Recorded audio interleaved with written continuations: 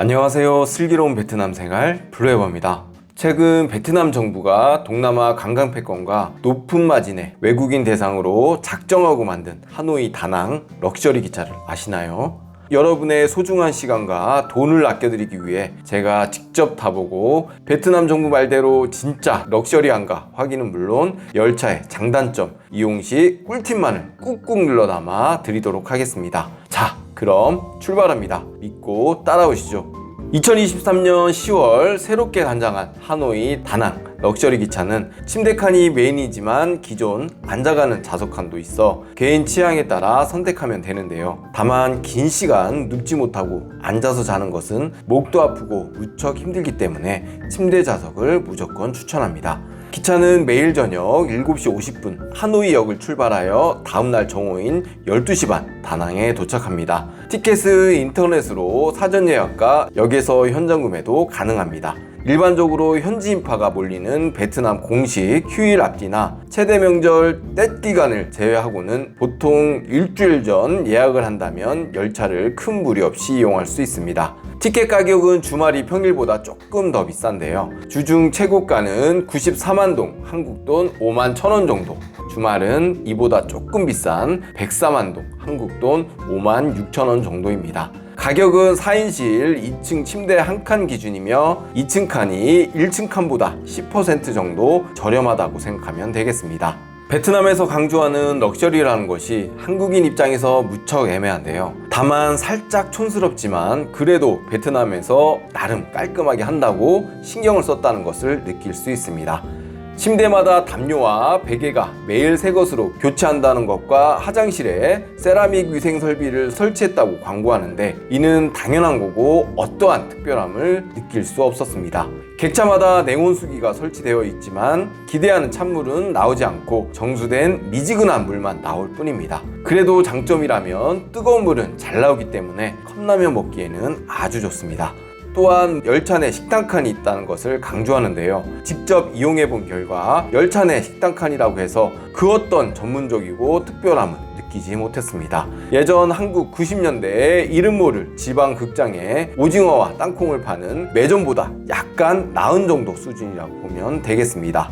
승객 대부분이 외국인인 만큼 승무원 전원을 영어 회화가 가능한 인원으로 선발해 승객 편의성을 높인 것을 특별하게 강조했는데요. 실제 탑승해보니 아직 준비가 덜 되었는지 일부 직원만 간단한 영어로 의사소통이 가능한 정도였습니다. 그 외에 대다수 직원들은 베트남어만 가능하여 손님 대다수가 외국인이라는 것과 동떨어진 현지 고객 응대만 가능한 것은 이해하기 어려웠습니다. 럭셔리 열차 탑승객을 위한 전용 서비스로 별도의 출입구, 특별 대기실은 물론 기차역까지 차량 픽업 서비스가 제공된다고 홍보한 것과는 달리 실제 관련 서비스를 전혀 찾아볼 수 없었습니다.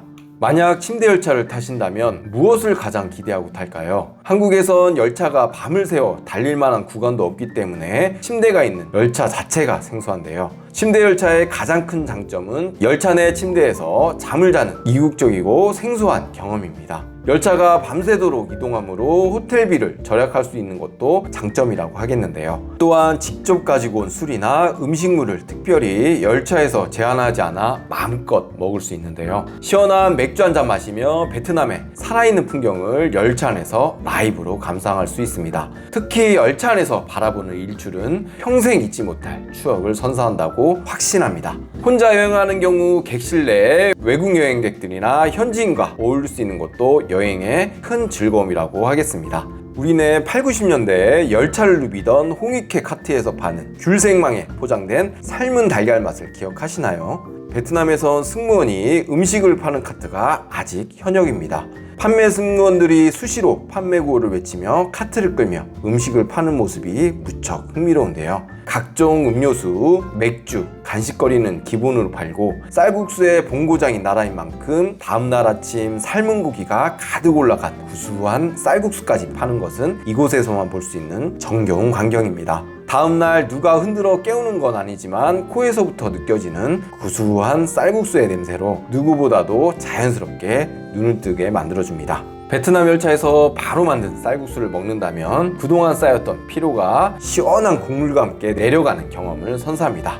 생각보다 침대 열차는 단점이 많은데요. 그중 가장 큰 단점은 뭐니 해도 기차 특유의 심한 진동과 소음입니다. 인테리어를 아무리 화려하게 꾸몄다고 하더라도 기차 자체가 오래되어 한계가 있는데요. 타기 전에 딱 봐도 그렇고 실제 탑승을 하면 열차 자체가 몇십 년 노후되었음을 금세 느끼실 수 있습니다. 그냥 90년대까지 한국에서 주력으로 사용한 무궁화 열차를 떠올리시면 무리가 없습니다. 일단 탑승하게 되면 도중에 내리지도 못하고 노후화된 기차에서 나오는 끊이지 않는 열차 소음과 진동을 느끼며 다음날 정오까지 15시간 이상 기차에서 보내야 하는데요. 고요한 밤에는 아시겠지만 열차 소음과 진동이 더욱더 심하게 올라옵니다. 언뜻 침대 열차라고 해서 편안한 잠자리를 떠올릴 수 있는데요. 인터넷 사진만 보고 탔다가는 럭셔리라는 이름이 무색하게 느껴질 정도로 열차의 진동과 소음은 상상을 뛰어넘습니다. 노는 것도 새벽 1시, 2시까지지 그 이후에는 피곤함이 몸에서 절로 느껴지는데요. 너무 피곤해 조금이라도 눈을 붙이려 기막에나 주먹만한 헤드셋을 쓰고 자려고 이리 뒤척 저리 뒤척 노력을 해보는데요. 그런 노력에도 불구하고 밤새도록 열차 소음과 진동에 시달려 편안하고 깊은 숙면을 취하기는 무척 어렵습니다. 또한 객실에서 음식을 주문할 수 있다고는 하나 그 종류가 많지 않고 대부분이 외국인 입맛을 고려하지 않은 고수등이 들어간 현지 음식이라 입맛에 맞지 않는 경우가 많이 있습니다. 베트남 럭셔리 기차가 승객의 다이어트와 일상 음식의 소중함까지 일깨워 주는 것일까요? 럭셔리라는 말이 무색할 정도로 까딱하면 탑승하는 긴 시간 내내 배를 쫄쫄 굶을 수가 있습니다. 강제 다이어트를 원하지 않는다면 탑승 시간 동안 본인이 먹을 음식이나 음료수, 컵라면, 간식 등은 반드시 따로 챙겨가시길 바랍니다. 여행지에서 만난 낯선 이와의 로맨스는 영화에서나 나오는 거지 실제 나에게 찾아올 확률은 로또라고 명심하시고 4명이서 함께 가는 객실이다 보니 현실은 좁은 공간에서 외국인들과 어디 도망도 못 가고 처음 맡아보는 낯선 이의 이국적인 채취를 맡으며 좋든 싫든 16시간 이상 함께 가야 하는 것입니다. 이에 만약 혼자 조용하고 쾌적한 여행을 좋아하는 분이라면 침대 열차를 타고 여행하는 것을 다시 한번 반드시 생각해 보시길 바랍니다. 그래도 침대 기차를 타려고 마음먹었다면 이제부터 집중하시길 바랍니다. 침대 열차는 무조건 1층을 예약해야 합니다. 2층이 조금 싸다고 아무 생각 없이 가격만 보고 예약했다가는 16시간 내내 침대를 치며 후회할 수 있는데요. 우선 매번 2층 침대에 올라갈 때마다 진짜 너무 번거롭고 무척 귀찮습니다. 또한 객실에 기본으로 보이는 테이블은 1층 승객을 대상으로 설치되어 2층 승객은 사용이 어렵습니다. 2층 승객을 위한 별도 테이블이 없어 음식물을 먹을 때는 어디 둘 데도 없고 손에 들고 먹어야 하므로 흘리기 쉬워 무척 불편합니다. 일반적으로 베트남에는 가격이 싼 것은 반드시 그에 따른 합당한 이유가 있으므로 동일선상의 가격이 다른 경우 다시 한번 정확하게 가격 차이가 나는 이유를 확인하고 결정하시기 바랍니다. 객실은 4인실이 기본인데요. 다행히 같은 객실 승객은 조용하고 매너 있는 분들을 만났다고 하더라도 다낭이라는 유명 관광지로 가는 열차 특성상 일반적으로 회사나 패키지 손님 등 단체팀이 많아 자기네들끼리 자기 집 있냐 밤새 노느라 무척 시끄럽고 참다 못해 컴플레인을 걸어도 CR도 안 먹히는 것이 일반적입니다. 오밤중에 열차 소음과 진동 때문에 가만히 두어도 잠이 안 올 판에 주변 고성방가까지 더해 그날 잠은 다 잤다고 마음의 준비를 하시기 바랍니다. 다음은 인터넷 두절인데요. 열차는 출발해 하노이를 벗어나는 만큼 핸드폰 안테나도 점점 줄어들어가는 것을 발견할 수 있습니다. 그러다 몇 개 안 남은 안테나는 곧 사라져 어느 순간부터 다음날 다낭에 가까워지기 전까지는 로밍이고 와이파이고 인터넷은 아무것도 접속되지 않습니다. 문명을 잠시 떠나라는 럭셔리 기차의 취지인지는 모르겠지만 자연스럽게 문명으로부터 강제 격리시켜줍니다. 타보시면 아시겠지만 기차에서 잔다는 설렘과 즐거움은 열차가 출발하고 1시간이면 조용히 사라지는데요. 그러나 16시간 이상의 탑승 시간은 생각보다 무척 깁니다. 고요한 밤, 안 그래도 낯선 환경에 적응도 안 된 상황에 열차 소음과 진동이 귀를 파고듭니다. 후덥지근하고 습한 날씨 속 좁은 객실에 갇혀 하루 종일 씻지도 못해 찝찝한 데다 길고 긴 밤을 버틸 영화, 음악은 물론이고 인터넷 두절로 할 수 있는 게 아무것도 없다면 어떨까요? 나를 되돌아볼 수 있는 시간은 2-3시간이면 충분하므로 긴 승차 시간을 버틸 수 있는 컨텐츠를 수단과 방법을 가리지 말고 빵빵하게 채워오시길 바랍니다.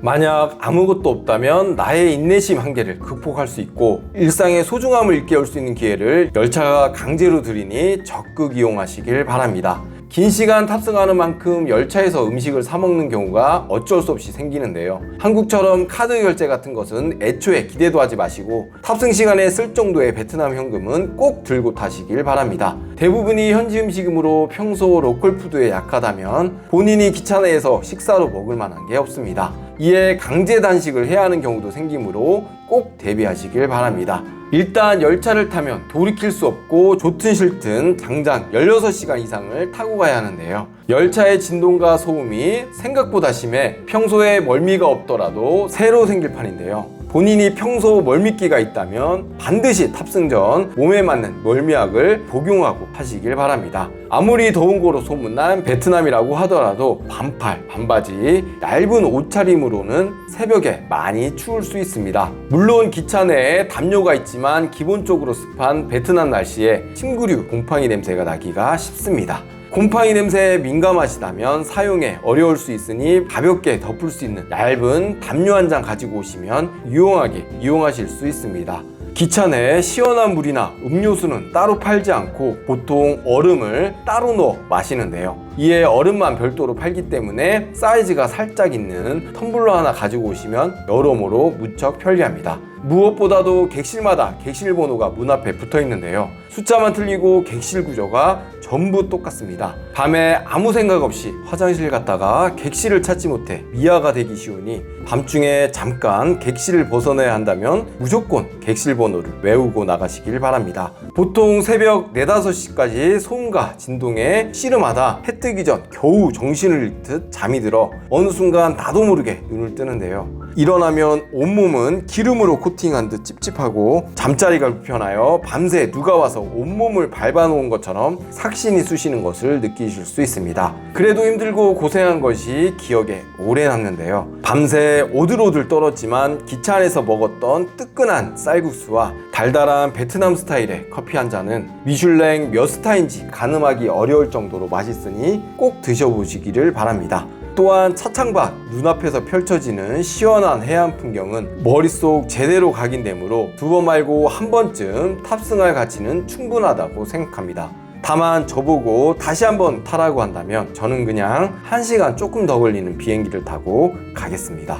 여행은 자고로 몸과 고생이 당연하고 새로운 경험을 좋아하는 분이라면 적극 추천드립니다. 그러나 베트남 럭셔리는 우리가 기대하는 럭셔리와는 분명 큰 차이가 있고 잠자리와 먹을 것이 제한적인 상황에서 16시간 넘는 좁은 공간, 긴 탑승 시간은 노약자나 잠자리에 민감한 여성분들은 무척 고생스러울 수 있으니 저는 솔직히 추천드리지 못하겠습니다. 앞으로도 베트남 생활과 여행에 도움이 되는 정보, 모든 노하우를 유튜브를 통해 아낌없이 공개할 예정입니다. 좋아요, 구독, 알림 설정은 이 채널을 지속하는 힘이니 꼭 부탁드리겠습니다. 오늘도 영상을 시청해 주셔서 진심으로 감사드립니다.